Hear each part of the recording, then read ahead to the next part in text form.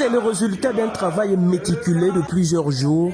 La structuration et la restructuration des organes de base et intermédiaires de la force montante congolaise à Pointe-Noire ont officiellement débuté ce 27 septembre avec la tenue d'assemblée générale élective dans les différentes sections.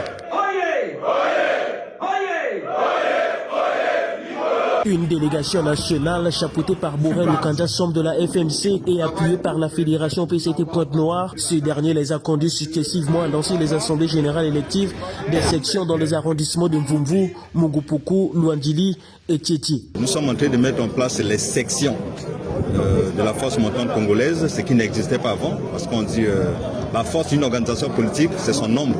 Et ce nombre doit être contrôlé, maîtrisé et fiable. Parce que demain, quand il faut aller à un combat politique, il faut se rassurer de tes propres militants et non les mobilisations de la rue.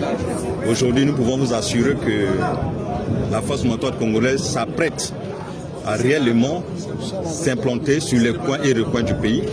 Le travail que nous sommes en train de faire, c'est pour la vie de la force montante congolaise, mais rassurez-vous, c'est la survie du Parti congolais du travail.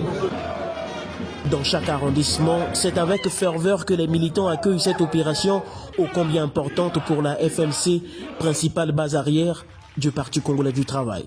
Vous constatez que la force montante congolaise, qui n'est autre que le bras juvénile du Parti congolais du travail, est sur le terrain.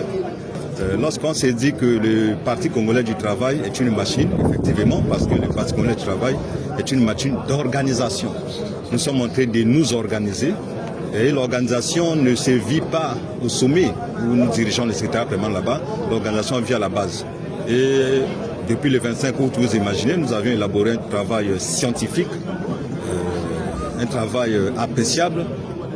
La journée d'aujourd'hui, nous sommes en train de toucher du doigt la réalité. Dans l'unité et dans une transparence absolue, ces assemblées générales électives se donnent pour objectif de créer une base solide et efficace pour le PCT. Aucune légèreté n'est donc admise. D'ailleurs, un absent a été remplacé séance tenante à Luandili.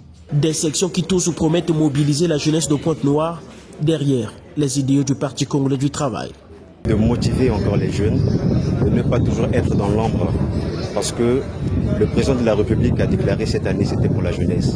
Et nous sommes en train de voir ce qui se passe, ce sont les bienfaits du président de la République. Donc ce que j'ai à faire, c'est de motiver toute la jeunesse. En tant que président de section, je serai là pour mobiliser le bureau et être prêt et ponctuel avec les militants. La structuration et la restructuration des sections FMC Pointe-Noire débutent sur une bonne note, dans une ambiance conviviale et chaleureuse. Elles se poursuivront jusqu'à la semaine prochaine et devraient au total installer plus de 216 sections composées chacune de 150 membres.